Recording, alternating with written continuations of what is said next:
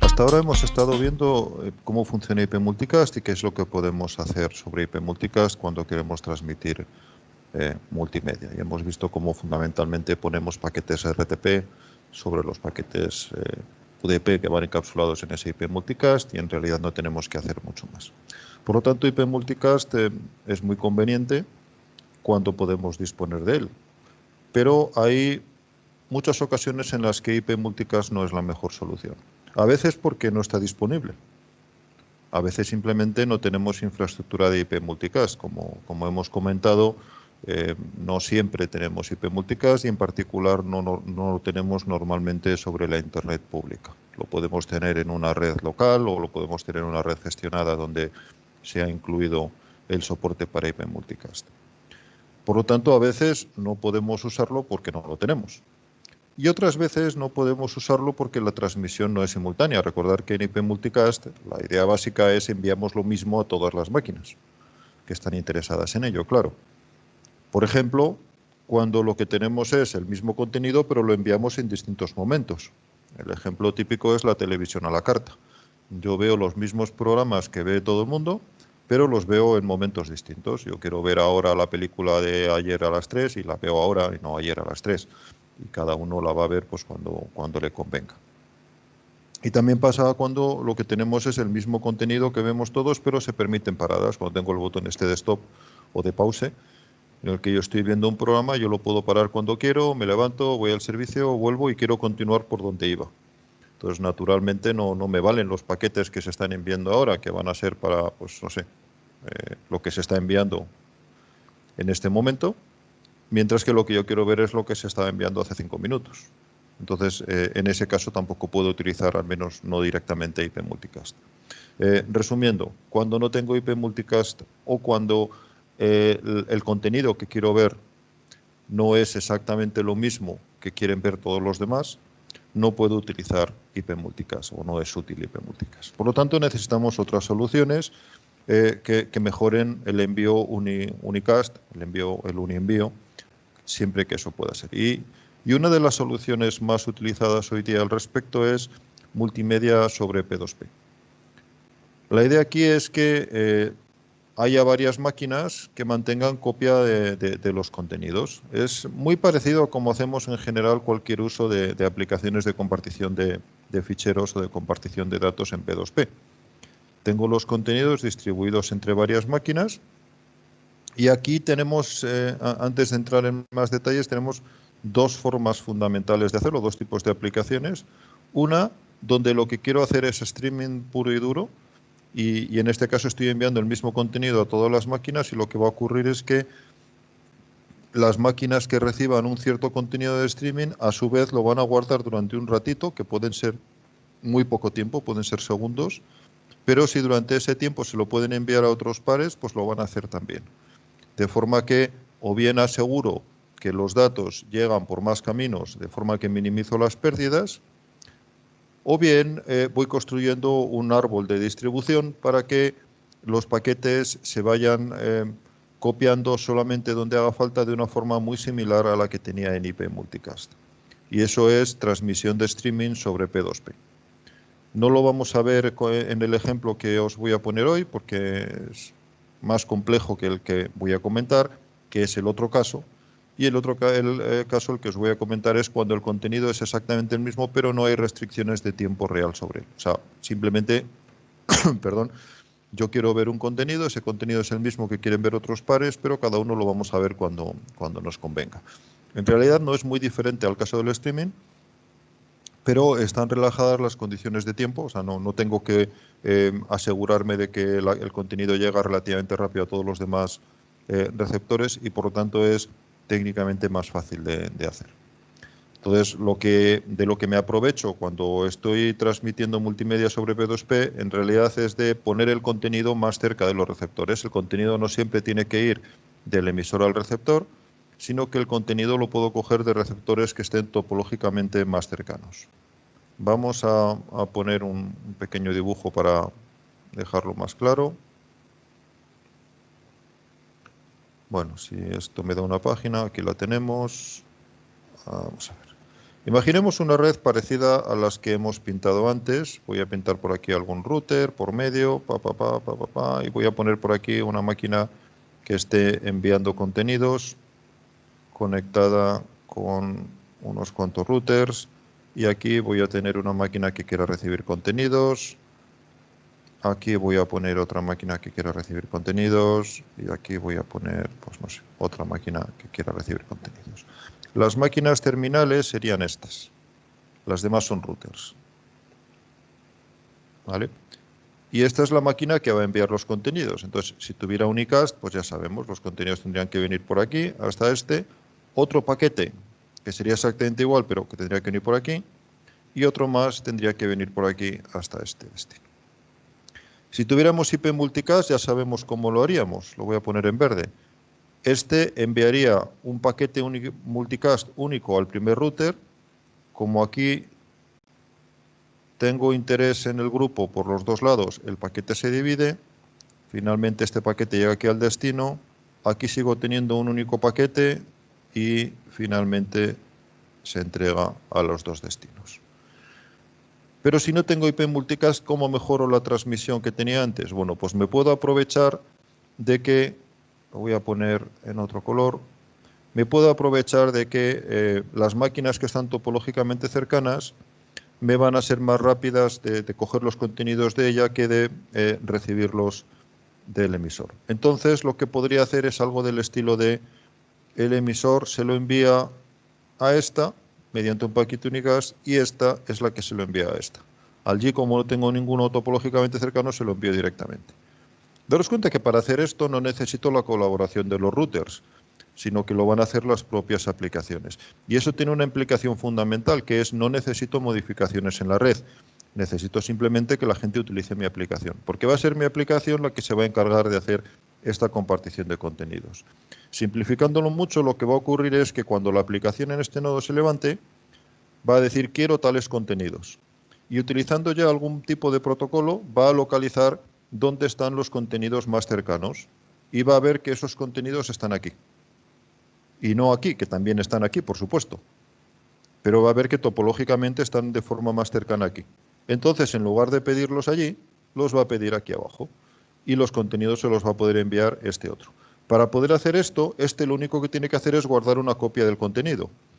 Normalmente guardará la copia del contenido durante más tiempo del que realmente le haga falta, salvo que la transmisión sea en tiempo real. Si es una transmisión en streaming, lo único que tendrá que guardar de aquí abajo es un pequeño buffer de unos segundos, porque si es contenido más viejo que esos segundos ya no le va a interesar a nadie porque todos los quieren recibir más o menos a la vez.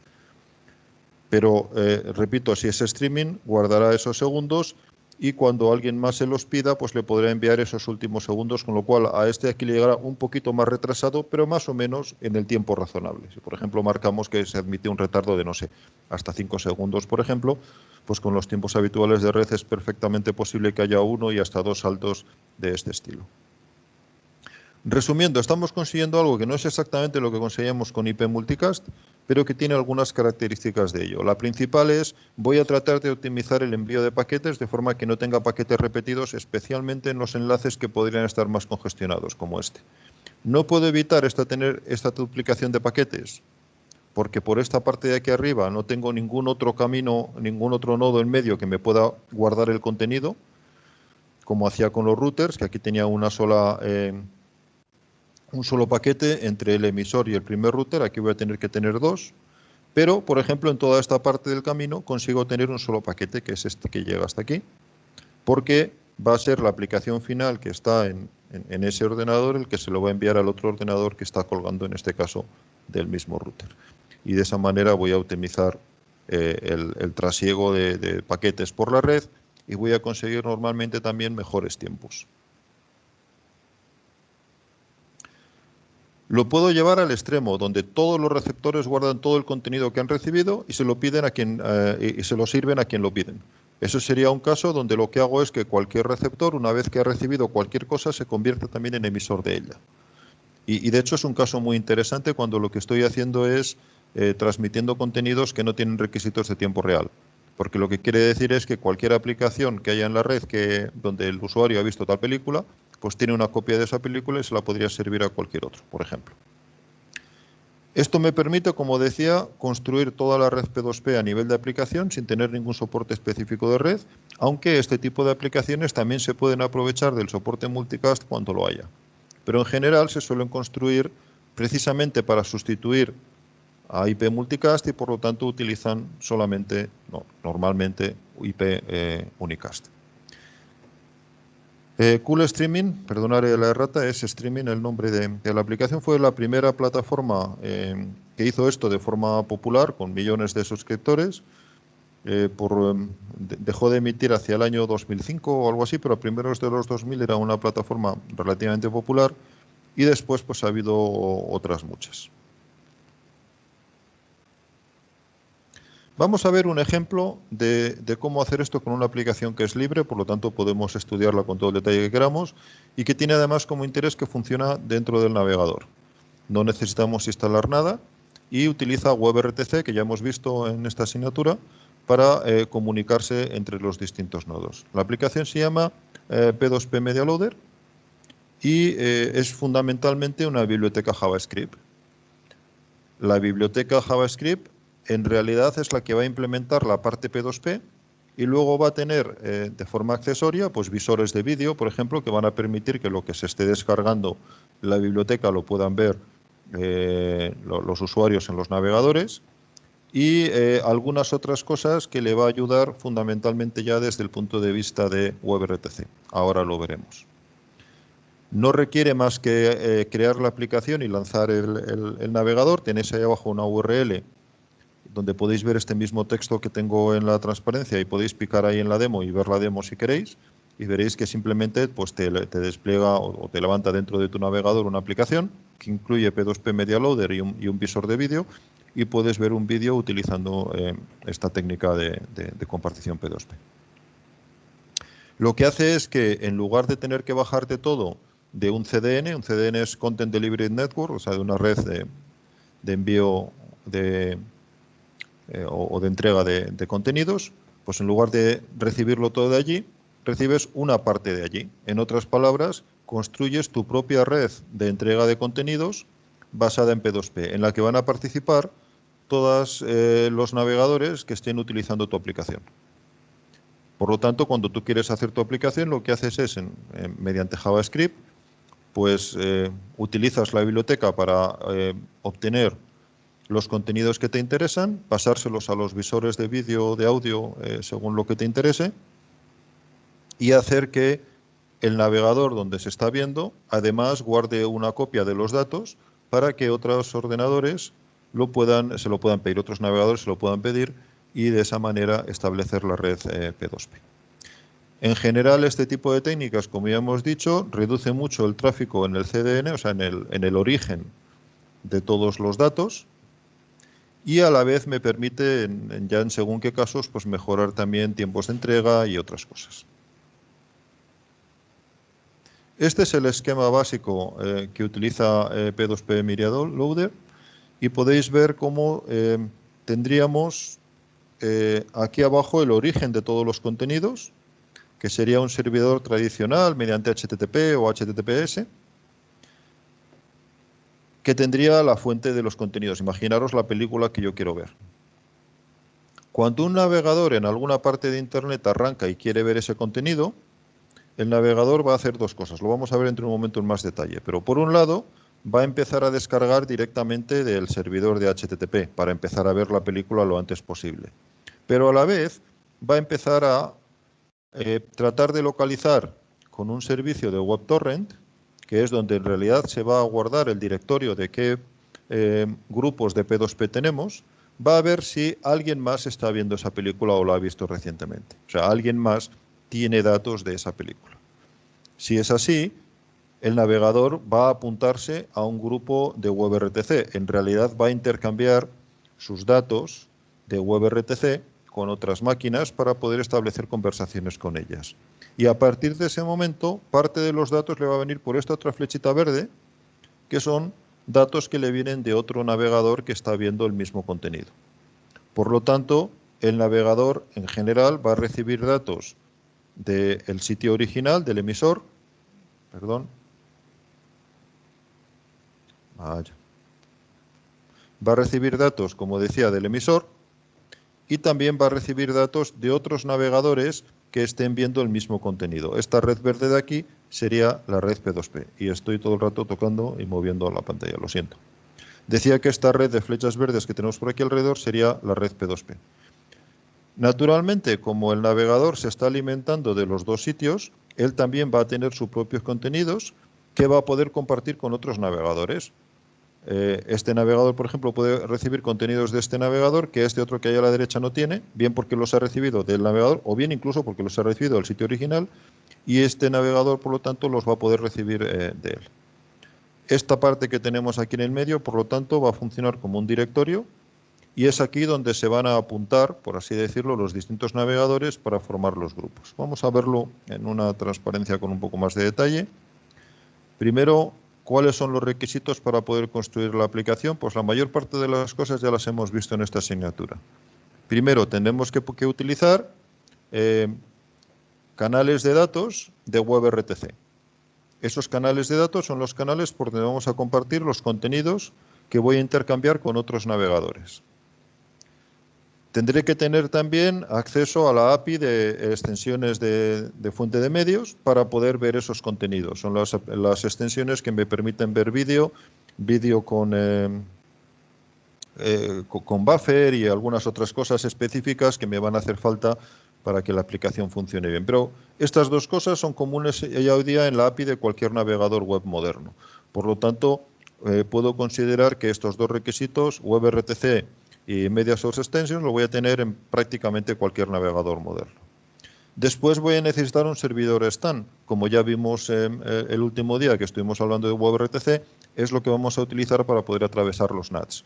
Si estoy en la Internet pública completamente conectado con una dirección IP pública, etcétera, no lo necesitaría, pero normalmente para poder trabajar desde casi cualquier parte de Internet hoy día, donde tenemos NATs y cortafuegos por medio, pues necesitaremos ese servidor STAN para poder atravesar la red NAT o el cortafuegos. Y por último necesitaremos ese servidor de WebTorrent en el medio que en realidad va a funcionar como servidor de señalización de WebRTC. Si os acordáis, en el tema de WebRTC vimos cómo teníamos un servidor de señalización y cuando una aplicación WebRTC arrancaba, lo primero que hacía era contactar con el servidor de señalización para darle sus direcciones, de forma que, sus candidatos ICE, si os acordáis, de forma que otros navegadores pudieran enviarle paquetes. Pues aquí la idea es la misma, lo único que eso se va a hacer no con todos los que estén utilizando la aplicación, sino con todos los navegadores que estén utilizando la aplicación y viendo mi mismo contenido. De forma que cuando yo empiezo a ver un contenido, contacto con el servidor de señalización, que es este servidor WebTorrent, y le digo, yo quiero ver este contenido.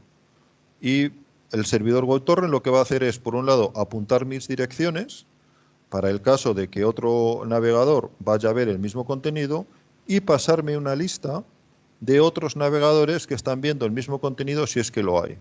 Y lo que me da es sus candidatos ICE, por supuesto, para que yo pueda tratar de comunicarme con esos otros navegadores.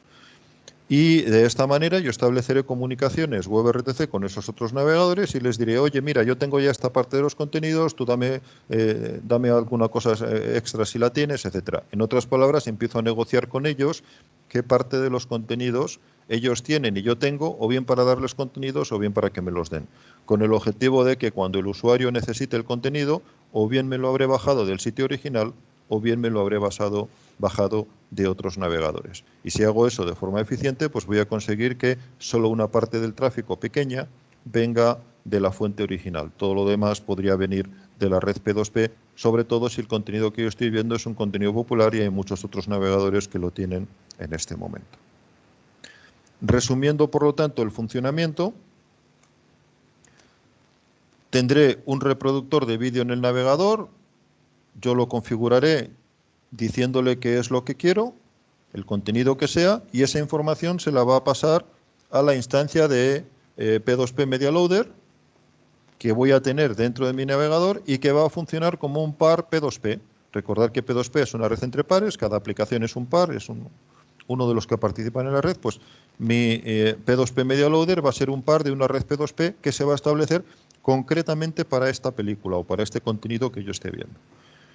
Inmediatamente antes de hacer nada con la red P2P, P2P Media Loader va a iniciar la recepción desde el CDN, o sea, normalmente mediante HTTPS, desde el sitio original del contenido, por así decirlo, pero prácticamente en paralelo va a contactar con el WebTorrent diciéndole: yo estoy interesado en estos contenidos, ¿hay algún navegador más interesado en estos contenidos? Y de paso va a enviar también sus candidatos ICE y va a recibir la lista de candidatos ICE del resto de pares, de los demás pares de lo que se llama un enjambre P2P. El enjambre está compuesto por todos los pares que tengan interés en ese contenido. A partir de este momento, el módulo P2P Media Loader va a poder descargar de esos pares mediante WebRTC parte de los contenidos. Y en este momento ya el juego va a ser por lo que pueda me lo voy descargando de los otros pares de mi enjambre que quieren ver el mismo contenido, y lo que no pueda se lo voy a pedir al CDN original, que siempre me lo va a poder dar. Pero la idea es tratar de minimizar el tráfico del CDN original, por un lado para no sobrecargarlo, y por otro lado porque los tiempos con los pares pueden ser menores, porque pueden ser pares que estén topológicamente cercanos a mí y por lo tanto que me puedan enviar el contenido antes que el CDN original.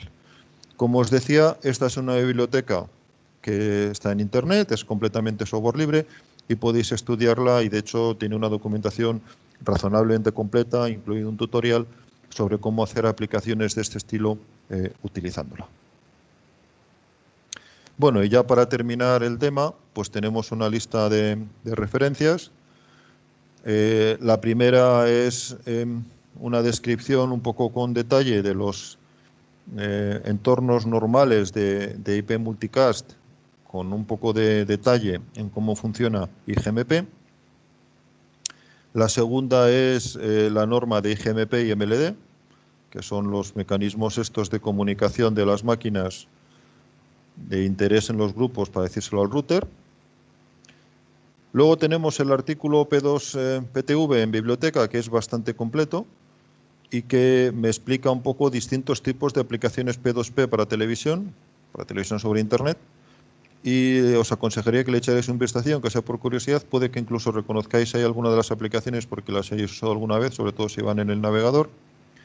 Y por último tenéis un artículo que es una revisión ya un poco antigua, pero en líneas generales yo creo que describe los protocolos fundamentales porque siguen siendo los mismos, del año 2013, que describe un poco las diferentes formas de hacer P2P sobre video streaming y que complementa un poco pues toda la segunda parte de lo que hemos visto.